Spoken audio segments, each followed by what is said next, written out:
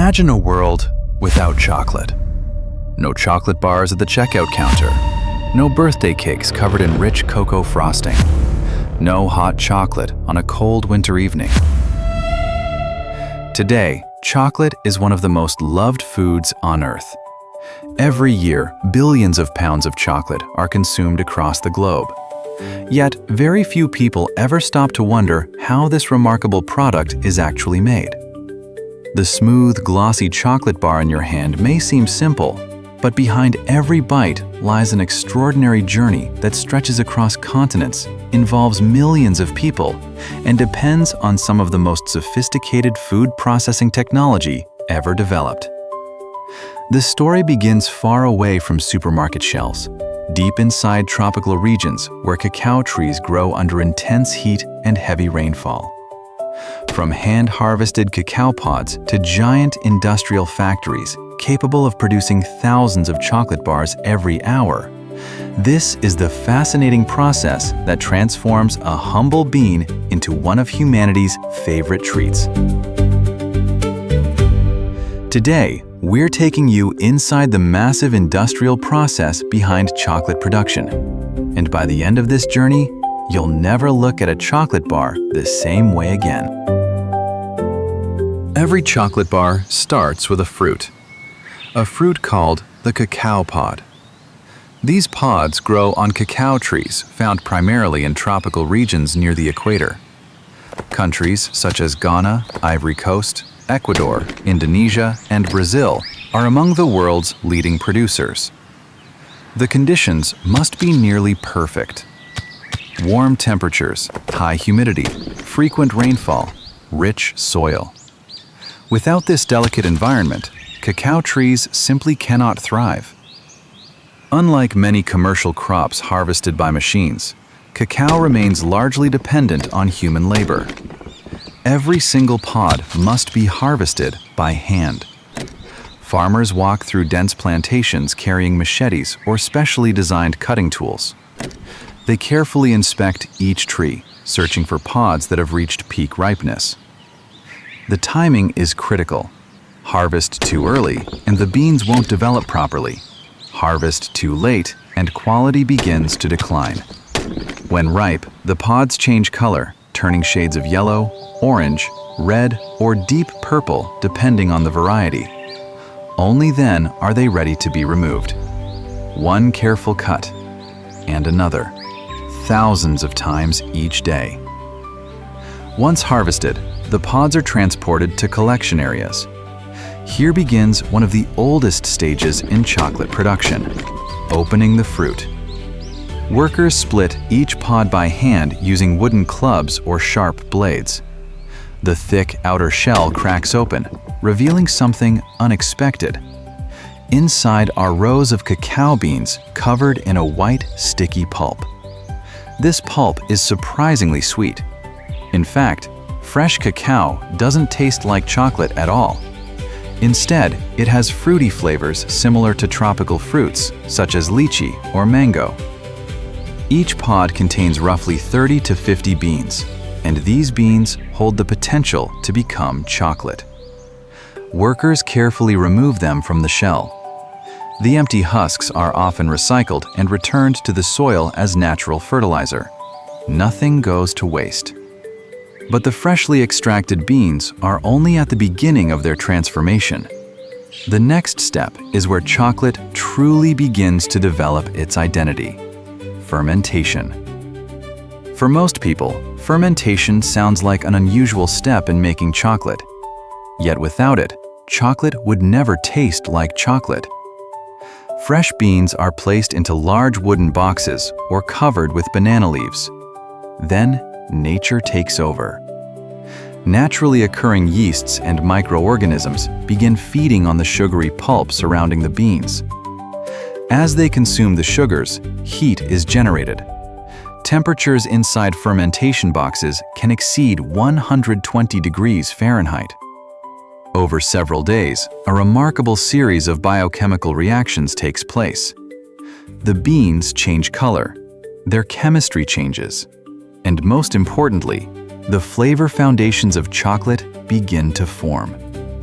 This stage usually lasts between 5 and 7 days.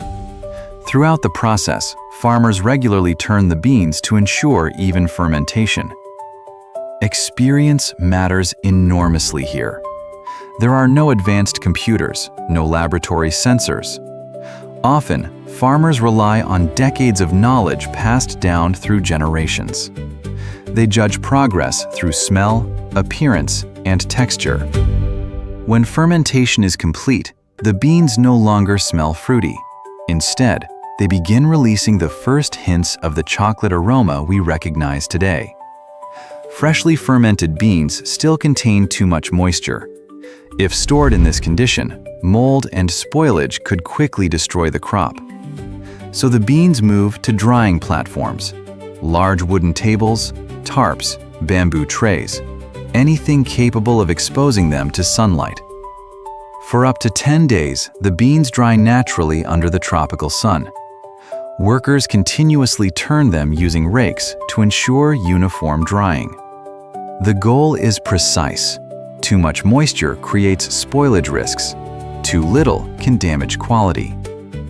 Eventually, moisture levels drop to approximately 6 or 7%.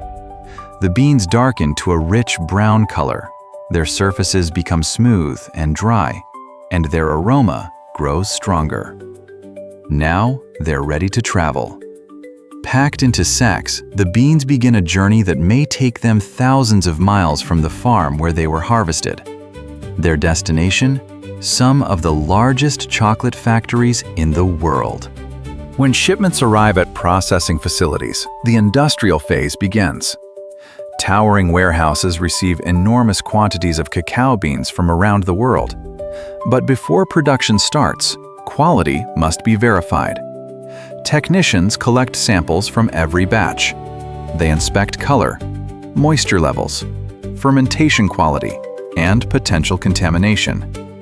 Even small defects can affect the final product. Modern chocolate factories operate with extraordinary precision. Every shipment is documented and tracked. Only beans meeting strict standards are approved for production.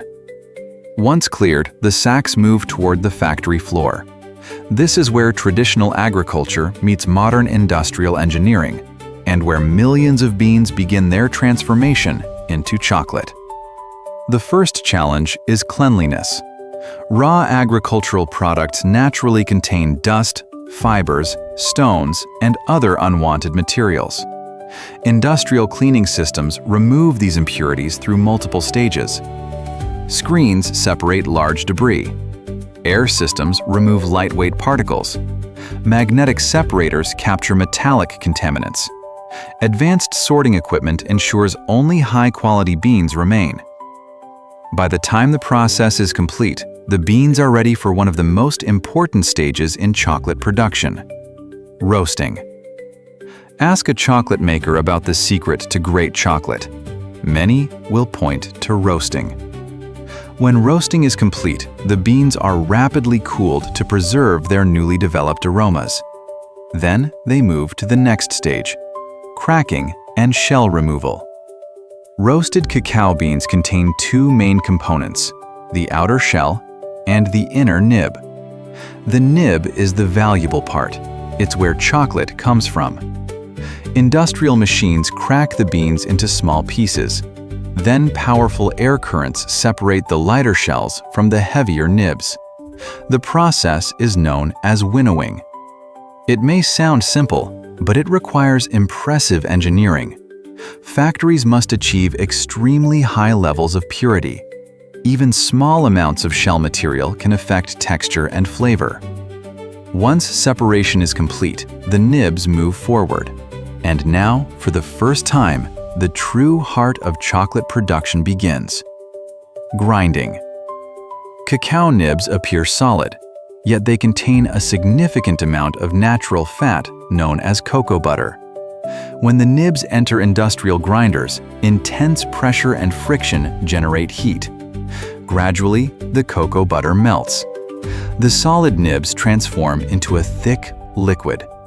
This substance is known as chocolate liquor. Chocolate liquor contains two important components: cocoa solids and cocoa butter. Hydraulic presses exert enormous pressure to separate them. Golden cocoa butter flows out. Solid cocoa cakes remain behind. These cakes are later pulverized into cocoa powder. Meanwhile, cocoa butter becomes an essential ingredient for many chocolate products. Inside giant mixing tanks, ingredients are blended according to carefully guarded formulas. Sugar is added. Milk powder may be introduced for milk chocolate. Vanilla enhances flavor. Lecithin improves texture. And cocoa butter helps create smoothness. Small changes can produce dramatically different results. A tiny adjustment in sugar content, a slightly higher cocoa percentage, a different balance of cocoa butter. Each decision shapes the final product. What consumers recognize as a specific brand often comes down to these closely protected recipes. The mixture now enters one of chocolate making's most famous processes, conching. Large machines continuously stir, knead, and aerate the chocolate. This can last for hours, sometimes even days. During conching, unwanted acids evaporate, bitterness decreases, texture improves, flavor becomes more balanced. The difference is extraordinary. Without conching, chocolate would feel rough and unpleasant. With proper conching, it becomes silky and luxurious. This stage is one reason premium chocolate commands higher prices. Time equals quality, and some manufacturers invest enormous amounts of time to achieve perfection. At this point, the chocolate tastes wonderful, but appearance matters too. Consumers expect chocolate to shine. They expect a clean snap when breaking a bar, and they expect it to melt smoothly. Achieving all three requires tempering. Chocolate is carefully heated, then cooled, then reheated.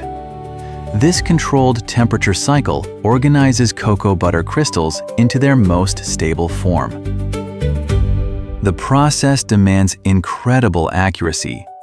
Even a small temperature error can ruin the result. Improperly tempered chocolate may appear dull, it may crumble, or develop a white surface coating known as bloom. Proper tempering creates the glossy finish that people associate with high-quality chocolate. Now the liquid chocolate is ready to become a finished product. Automated systems deposit precise amounts into molds. Every cavity receives exactly the same quantity. The molds travel across vibrating platforms. These vibrations eliminate trapped air bubbles. Chocolate flows evenly into every corner.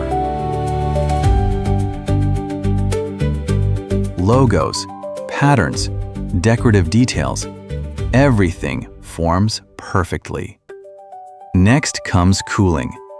As the chocolate cools, it solidifies into its final shape. Bars, squares, specialty designs. Thousands are produced every hour, sometimes millions each day. Before packaging, every piece undergoes inspection. Chocolate is far more than a sweet snack. It is the result of agriculture, chemistry, engineering, and human creativity working together across continents. From a tiny cacao bean to a perfectly crafted chocolate bar, the process is one of the most remarkable food production journeys on Earth. And now you know exactly how it happens. If you enjoyed this documentary, don't forget to like, subscribe, and let us know in the comments what's your favorite type of chocolate. Until next time, thanks for watching.